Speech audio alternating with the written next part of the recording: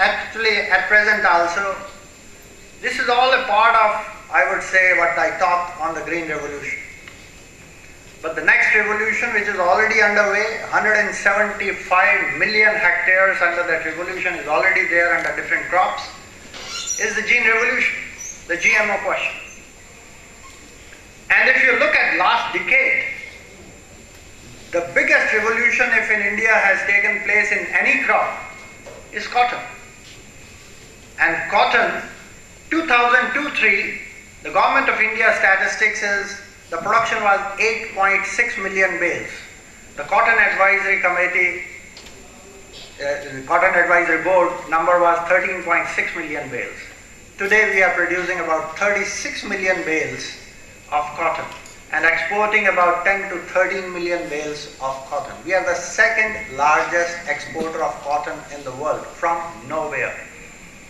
Just 10 years back, we were either importing or just marginally self-sufficient in cotton. And it's all, again, a question. Is it the magic only of the seed, the BT? You take one policy decision, which last year the government did do, banned exports of cotton. And CACP was the first one to say, this is an implicit tax on the farming community, please remove this or raise the MSP. And then people said, what are you talking? You are in the government, you are criticizing the government. I said, this is going to lead to disaster. If you do not allow 10 million bales to go out, the prices will collapse here. Again, get back to policy. The cotton revolution and India becoming the second biggest exporter of cotton cannot take place only on the basis of BT technology unless the policy is set right to get the markets what the farmers want. Because price will be given. If the Chinese stop buying your cotton, there will be a problem. Or if the government of India doesn't allow to go it out, there will be a problem. So technology will be pushed in the backwaters immediately because it will not be profitable to the farm. We have stalled, I would say.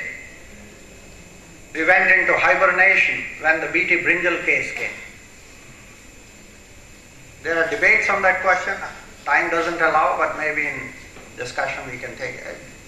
Once the scientific community, the Genetic Engineering Approval Committee, says yes, I think then you need political leadership to take it forward. That's what I was saying, C. Subramanian. We need another C. Subramanian. For 3 years, 4 years, it was kept in the cold storage. And what a pity.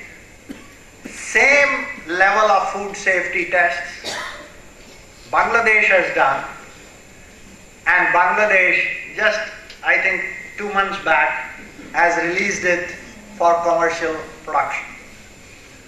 And as they say, maybe BT brinjal will come via Bhatinda to India, via Bangladesh to India. You know, we say anything coming differently via Bhatinda. So that's, even cotton came to the farmers' fields before it was approved officially by the government. What I want to say is that the scientists do a great job, but then the political leadership has to rise and have a scientific outlook. Yes, there are risks. All the things that we do involve risk, including driving of a car. But then somebody has to take a call. You cannot keep a thing for 3 years, 4 years, 5 years in the cold storage. I think that's where I would say political leadership has to rise to the challenge and the occasion that it provides. What is waiting in the wings? A big revolution that is waiting in the wings, whether it is GM or through hybridization, is biofortification. This is a technology because India, unfortunately, has very high levels of malnutrition, especially amongst children. Women, almost 70% of our women are deficient in iron. We need to inject. That does not necessarily mean GM, it can be non-GM route also. to put iron, to put zinc, to put whatever minerals and vitamins that how we can fortify. Already the crop this year was released was the pearl millet with more iron. Now can that be scaled up like a revolution? So biofortification is the wave that is coming up on technology, but can we give it an incentive to scale it up quickly? And I was talking to the director of biotechnology, Harvest Plus, Hadi Boys, and he said, Ashok, can you connect me somehow to these people, how do we distinguish, how do we scale it up? I think we should be lapping up these types of scientific discoveries which can solve the problems of humanity. Not only hunger, but also malnutrition. So that is what needs to be given a very, very high priority, and to the young students, I think that's the phase in which they have to move. I would talk just 5-7, how much time I have, I don't know. Is it okay, 5-7 minutes? What I'm learning about the future that is coming up. I happened to be at Iowa in the last World Food Prize ceremony, where I also met Dr. Khush there, and the next ones that are, all the three that have been awarded this year or last year were from the GM family, so-called. But something interesting that I learned not from those scientists was from another philanthropist who is a farmer. And like Dr. Khush, he has also donated $3 billion. And he came out with a book. Howard Buffett is the son of Warren Buffett, the great billionaire, but Howard Buffett is a farmer. And very fascinating book that he came out, I think if you get a chance to read, 40 Chances. He said everybody gets 40 chances in his life to do something different, something new. And he talks about that the future revolution is not just green and jean, it's going to be brown. And what is the brown revolution? And he says that for Africa particularly that is more suitable. And he is using the technology. John Deere has got such equipment and machinery where when they are harvesting, they are simultaneously taking a sample of the soil. Each square meter of land is being analyzed by the soil structure. And immediately the data is sent to satellite. It analyzes what is the balanced nutrient component that this square meter of land needs and orders the machinery to release this much of N and this much of P and this much of K and this much of other things. So the most powerful technology, IT, and linking it to satellite and linking it with the machinery, each square meter of land, what exactly it needs to give you the best, because we have exploited this Mother Earth so much that she is suffering by overproducing many a time. So you need to nourish the Mother Earth, and when you need to nourish the Mother Earth, you need to exactly know what are the minerals that it needs, and that is where technology can be used. So technology is not just seed. Technology is also knowing about the structure of Mother Earth, the soil structure, and feeding it exactly in the same manner as it can give us the best possible results. And that is the future that is coming in very quickly. Can we do that? How many farmers here have even soil testing cards? What I hear of NPK ratio, the signals that we give on policy front. Urea is in India about $85 a ton.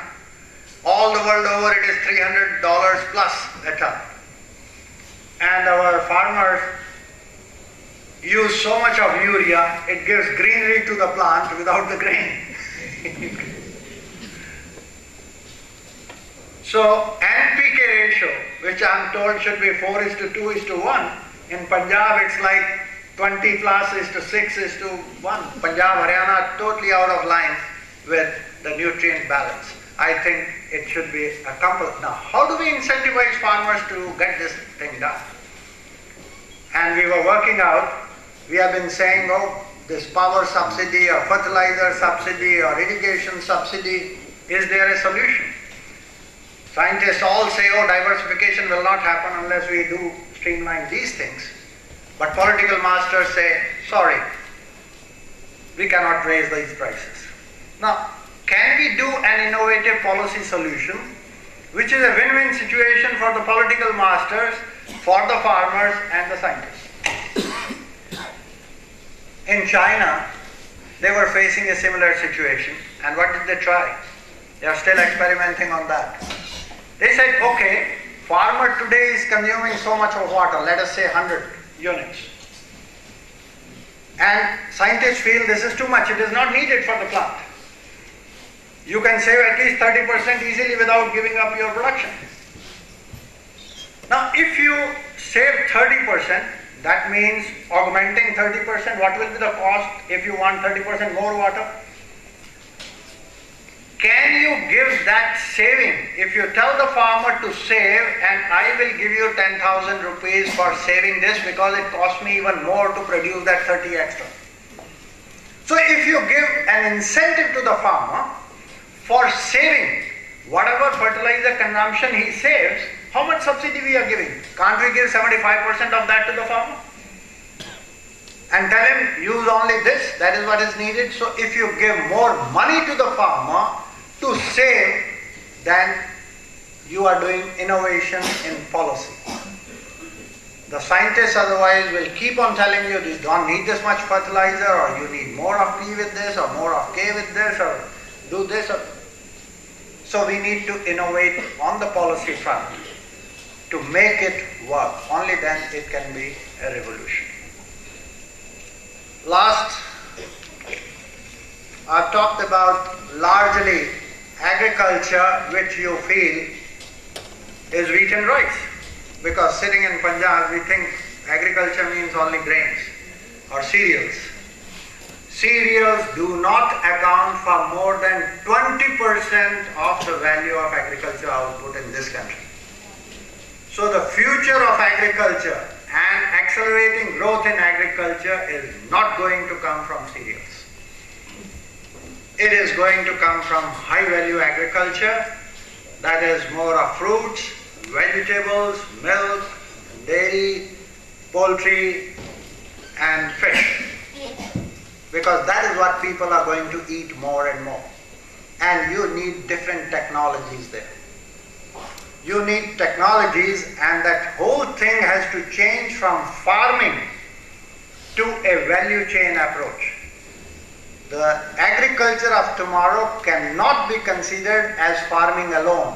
It has to be an integrated part of processing and organized retailing. So the technologies that make smooth and efficient value chain, the logistics, the cold storages, the processing, the organized retailing, which is an institutional innovation, all have to work together to take us to the next level of development and prosperity in agriculture for our farmers as well as our consumers, because only then the consumers will be able to get a lower price, farmers will be able to get a better price, and that needs engineering, not only in the question of seeds that we talked about, but engineering in the logistics and this entire value chain. With these words, I'm extremely grateful to the foundation, and I want to compliment, congratulate, and really I'm humbled myself that I was invited to do this first lecture to this foundation. With all the good luck to the foundation and to you. Thank you very much.